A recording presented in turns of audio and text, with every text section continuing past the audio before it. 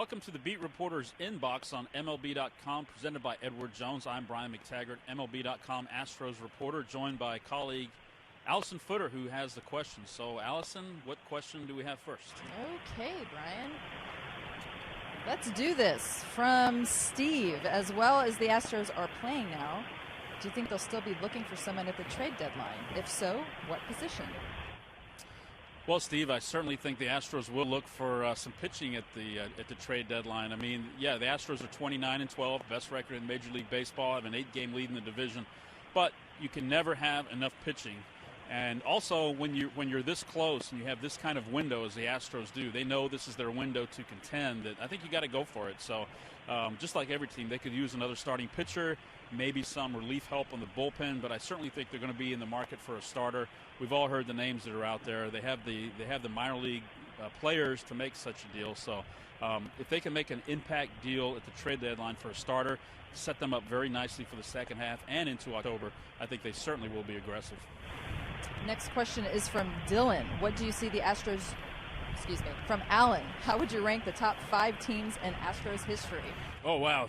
That's a tough one. I would probably have to say the best team in Astros history is the 1980 team, and I say that with a little bit of a caveat because J.R. Richard got injured at the All-Star break. He had the stroke. I think if he would have been healthy, that team would have won the World Series. Of course, they finished a strike short of the World Series as it is, losing to the Phillies in that memorable NLCS. I think the 1986 team is probably the second best team, and it comes down to pitching. I mean, you had Mike Scott won the Cy Young. He was dominant. Nolan Ryan was pitching great on that team, lockdown bullpen.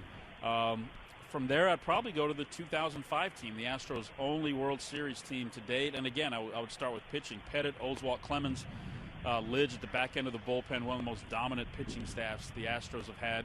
And, of course, they did finally break through and go to the World Series. The 1998 team that acquired Randy Johnson at the trade deadline won a club record 102 games, had that great offense. You're talking about Biggio on the prime of his career, Bagwell, Berkman, Moises Alou, great offense, good pitching staff. And I put this team so far right up there. I mean, they have a lot to prove still. We're only a quarter of the way into the season, but this is one of the deepest lineups they've ever had. When Keuchel and McCullers are pitching like they are, one of the best 1-2 punches they've ever had. Bullpen has been good so far. So this team has a lot to prove, but I certainly think it's moving up the list among one of the best Astros teams in history. Okay, next question is from Dan. What are the long-term plans for Michael Phillies? It seems to me he's a starter waiting to happen. Could there be a role reversal between him and Fiers in 2017?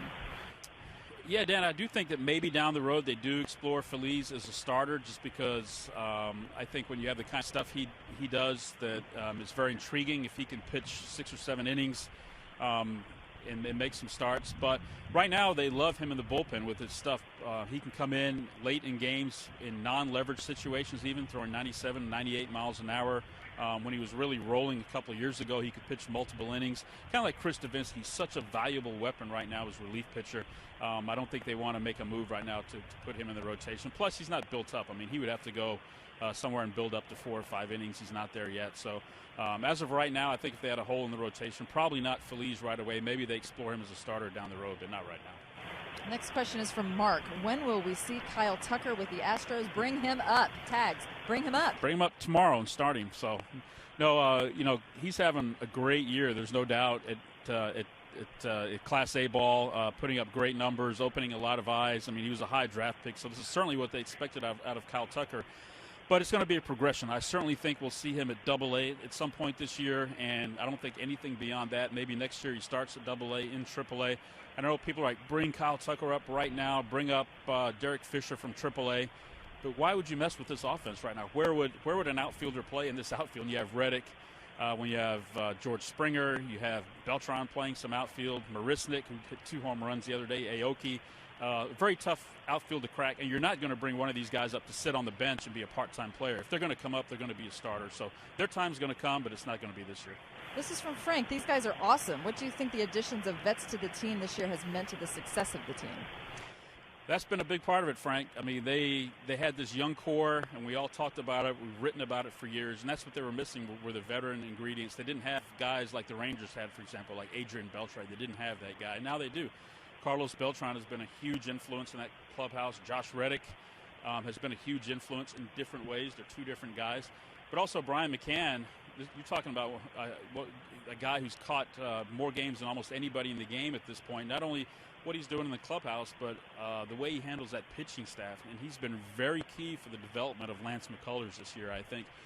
Feels very comfortable with him calling games. Dallas Keuchel has said McCann hasn't shaken him off in a game, but just once or twice. So not only what they bring in the clubhouse, I mean, that can't be understated at all, but what they're bringing on the field as well. They needed those guys. They went out and got 3 very good clubhouse guys who are also playing some pretty good baseball right now. This is from Neil. How is Colin McHugh's recovery going, and when can we expect him back? Well, he's not going to be back for a while just because it's going to be a progression to get the arm strength built up. He's only playing catch on flat ground right now. He's going to have to get on the mound, throw some bullpens, throw some live BPs, get in a game, go on a minor league rehab, and just the time it takes to do all that, he's still going to be weeks away. He's progressing fine right now, just playing catch, no problem so far, but just the time it's going to take for him to get back to where he needs to be, it's going to take several weeks. So maybe in July they can get him, and that'll be like maybe getting another key pitcher at the trade deadline if they can get Colin McHugh back healthy and in the rotation in July. Yeah, so let's talk about that. A lot of fans, this comes from a lot of questions about possibly getting a starting pitcher at the trade deadline. What are the prospects and who do they have to trade? Yeah, there's a lot of prospects out there. I mean, we've all heard the names over the last year, the Sonny Grays, the Chris Archers. Garrett Cole is a hot name now. You hear a lot, the former #1 pick who won 19 games a couple years ago. Certainly would be a good fit and the type of pitcher I think they would be exploring. Who do they have to trade? They have a lot to trade. Francis Martez, their #1 prospect, a pitcher. Kyle Tucker, we talked about a little while ago. There's other prospects beyond that. I mean, how it depends what you want to give up, how deep you want to go. What do these teams want? How competitive is it going to be? Are you going to have to give up any current major league talent? Will Joe Musgrove have to be involved in a package? So these are all questions the Astros have dealt with now for a while. They're going to have to answer them again.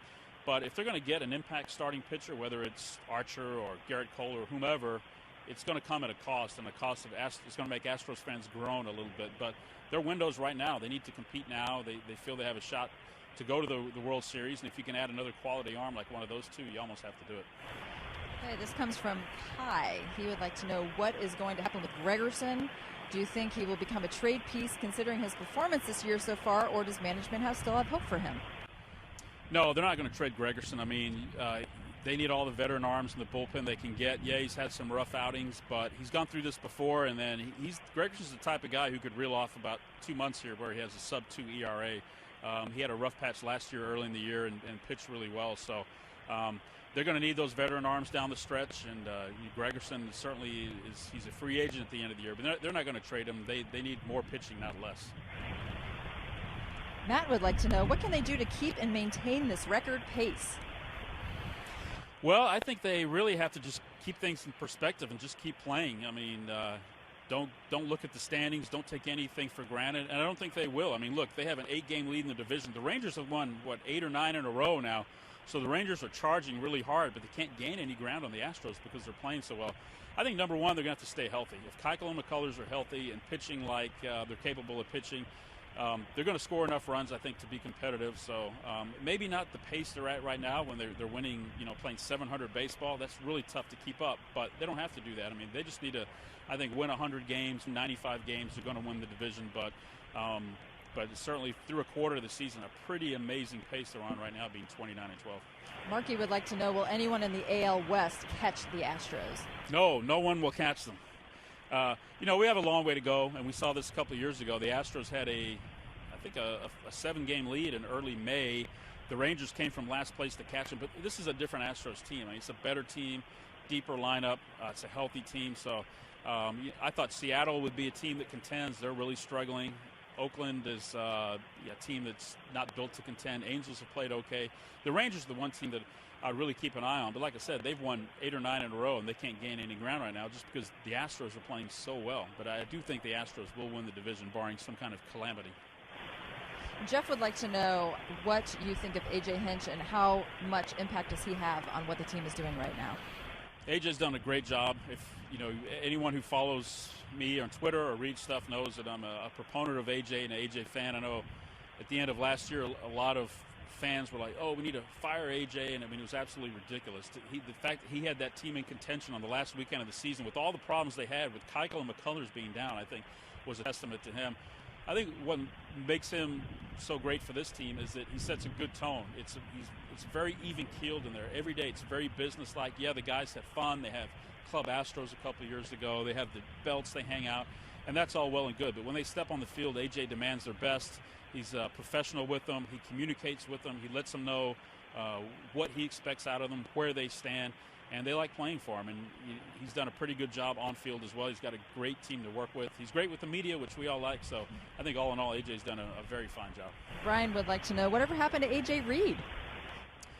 AJ Reed is still in AAA, and last I looked, he was putting up some pretty good numbers. But look, there's nowhere to play on this major league club. I mean, they went out and added 3 key players. Gurriel has played pretty well at first base. So guys like AJ Reed, Tony Kemp, Colin Moran, Tyler White, all guys who came up last year, and all guys who performed for different periods of time. I mean, Tyler White was the AL Player of the Week the first week of the season. They just can't crack this team. It's a tough team to crack. And when you have a good team, you're going to have guys at AAA who feel that they should be on the team probably. Maybe they're mad about it. And that's just reality when you have a deep lineup like the Astros have. So that's it for the Beat Reporters Inbox on MLB.com, presented by Edward Jones. Tune in again next time. I'm Brian McTaggart.